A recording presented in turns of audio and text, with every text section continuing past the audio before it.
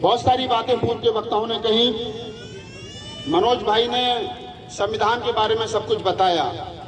मैं ज्यादा समय आपसे बात नहीं करूंगा, थोड़े समय बात करूंगा। मैं ना संविधान के बारे में बात करूंगा, ना संविधान के किसी आर्टिकल के बारे में बात करूंगा। मैं आप लोगों से सिर्फ एक बात पूछना चाहता हूं, आप लोग ईमानदारी से बताना कि जो संविधान में आपको बाबा साहब डॉक्टर अम्बेडकर ने अधिकार दिए हैं, अगर वो आपको मिल जाएं तो उन अधिकारों को रखाओगे कैसे? ये बड़ी चेतावनी है, ये बड़ी बात है। कैसे रखाओगे? एक हमारे मित्र थे वैश्य समाज के, बनिया समाज के, मैंने उनसे कहा कि आप इन देश के मनुवादी सिस्टम ने इस देश के बहुजन समाज से सब कुछ लूट लिया।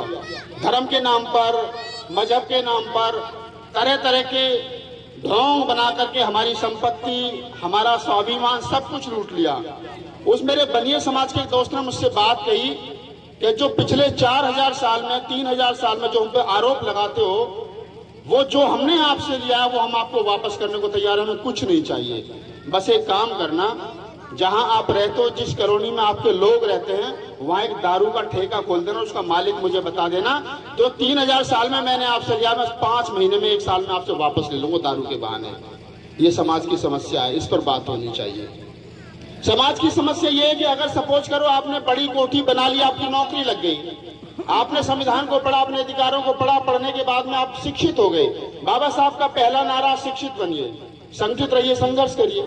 आप शिक्षित बन गए, आप टीचर बन गए, आप इंजीनियर बन गए, आप प्रोफेसर बन गए। उसके बाद जब बड़ी सी कोठी आपने बनाई तो गृह प्रवेश के लिए किसे बुलाओगे? पंडित जी को बुलाओगे ना। तो वही बात होगी ना कि पूरी रात जगे, पूरी दिन जगे और घूम फिर के फिर वहीं पहुंच गए। आप मकान बना सकते हो, बच्चा पैदा कर सकते हो, लेकिन नाम रखने के लिए पंडित जी को बुलाओगे। क्यों बुलाओगे? ये विचारणीय प्रश्न है। संविधान आपको सब कुछ देता है, लेकिन संविधान के अलावा जो बाबा साहब डॉक्टर अम्बेडकर ने आपको दिया, उस पर भी चर्चा करनी चाहिए।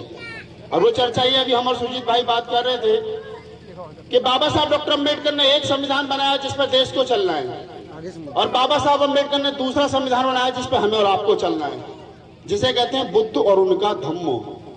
यानी तथागत बुद्ध और उनका धम्म। जो बाबा साहब डॉक्टर अम्बेडकर ने अपने समय, अंतिम समय पर यह ग्रंथ लिखा था जिसका नाम था द बुद्ध एंड हिज धम्मा। कितने लोगों ने पढ़ा है? नहीं पढ़ा हुआ, एक आध दो लोग बगीर साहब हाथ खड़ा कर रहे हैं।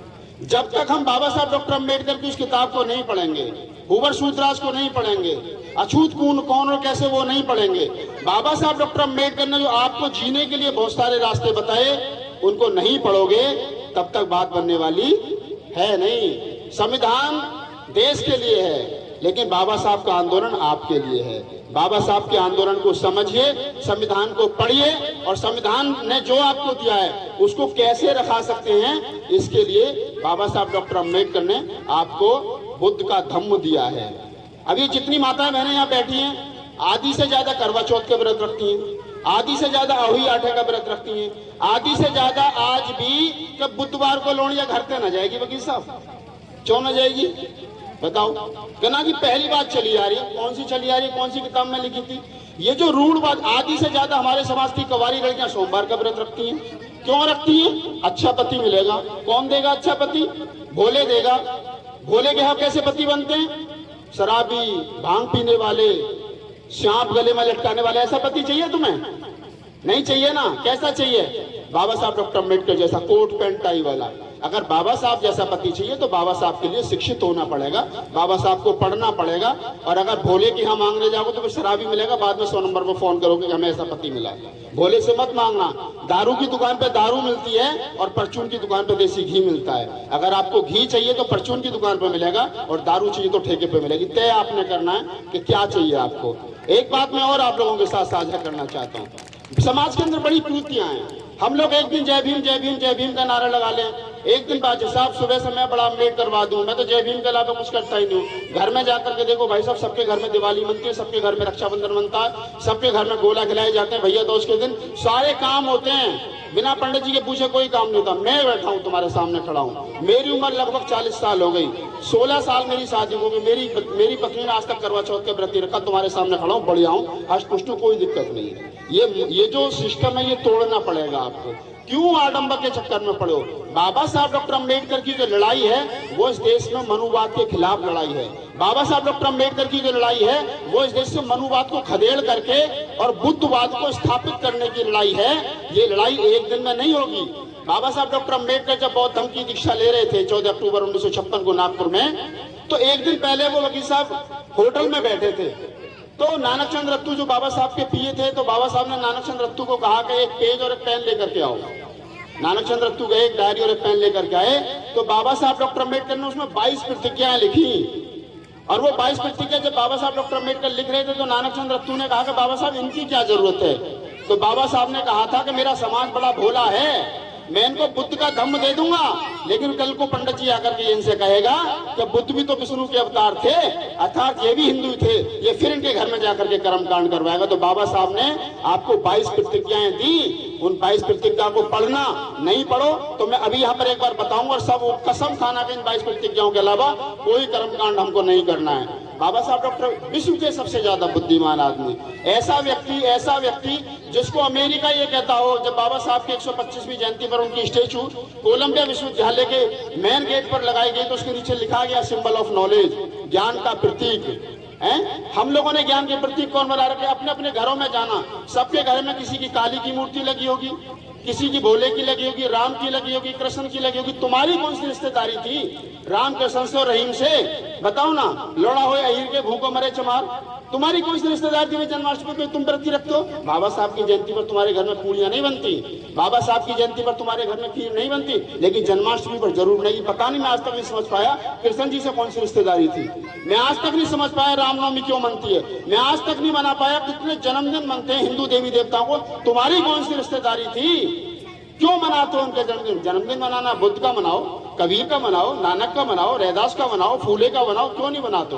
पढ़ो अपने महापुरुषों को, बाबा साहब को पढ़ना, बाबा साहब को समझना और बाबा साहब के बताए हुए रास्ते पर चलना। अगर हम ये काम कर लेंगे तो मैं ईमानदारी के साथ कह रहा हूं कि दुनिया की कोई ताकत नहीं है जो आपका कल्याण होने से रोक ले। आपका कल्याण आप खुद कर सकते हो। बुद्ध से एक बार पूछा, मैं अपनी बात छोटी कर रहा हूं, बुद्ध से एक बार राजा बिम्बसर ने पूछा, वो आए भगवान के पास में, बुद्ध के पास में आकर के उन्होंने नमन किया और एक तरफ बैठ गए। उन्होंने कहा कि बुद्ध, मैंने सुना है आप लोगों को मोक्ष कराते हो। तो बुद्ध ने पता है मुस्कुराते हुए क्या कहा? बुद्ध ने कहा कि राजा कहां से आए हो? कि मैं वैशाली से आया हूँ। कि अगर आपसे वैशाली आने और जाने का रास्ता कोई पूछे तो बताओगे? कि बिल्कुल बताऊंगा। कि आपके बताए हुए रास्ते पर वो आदमी चाहे तो क्या वैशाली पहुंच जाएगा? कि बिल्कुल पहुंच जाएगा। और कि अगर वो आपके बताए हुए रास्ते पर वैशाली ना जाए तो क्या पहुंच जाएगा? कि तो नहीं पहुंचेगा। तो बस यही काम मैं करता हूँ, मैं लोगों को रास्ता बता सकता हूँ, चलना तुमने खुद ने पड़ेगा। बाबा साहब डॉक्टर अम्बेडकर आपको रास्ता बता के गए, चलना अपने खुद ने पड़ेगा। आपने 5000 साल देवी देवता पूजे, आपने 5000 साल ब्राह्मणों के हाथों से सर्वसारा कर्म कांड कराया, शादियां सुजवाई, ब्याह निकलवाए, सब कुछ करा। 70 साल से बाबा साहब ने आपको संविधान दिया, छोड़ दो उनको, उन्होंने आपका कल्याण नहीं किया। अब बाबा साहब का बताया हुआ रास्ता पकड़ लो। मैं दावे के साथ कह सकता हूँ, गारंटी के साथ कह सकता हूँ, जो भला आपका 5000 साल में नहीं हुआ वो भला आपका आने वाले 10 साल में हो जाएगा। मेरा हुआ है, वकील साहब का हुआ है, ये जितने लोग हैं प्रबुद्ध बैठे हैं, हमारी भाभी जी बैठी हैं, हमारी बहनें बैठी हैं, रिश्तेदार बैठे हैं, ये लोग शिक्षा से बाबा साहब के बताए हुए रास्ते पर चलने के बाद में एडवोकेट बने हैं, IAS डॉक्टर इंजीनियर बने हैं। ये गीता से, किसी पंडित जी के चुर्रेट करने से, भभूत देने से नहीं बने। तो पढ़ना आपको पड़ेगा। और जितने नई उम्र के बच्चे बैठे हैं, इनसे अपील है मेरी कि बेटा पढ़ना, शिक्षा ही वो अधिकार है, शिक्षा ही वो हथियार है जो जिस शिक्षा के अधिकार से बाबा साहब ने हजारों साल की गुलामी काट दी। और उसी शिक्षा को अगर तुम पढ़ोगे तो अपना जीवन बेहतर बना सकते हो, अपने माँ बाप का नाम रोशन कर सकते हो, अपने गांव का नाम रोशन कर सकते हो, अपने महापुरुषों का नाम रोशन कर सकते हो।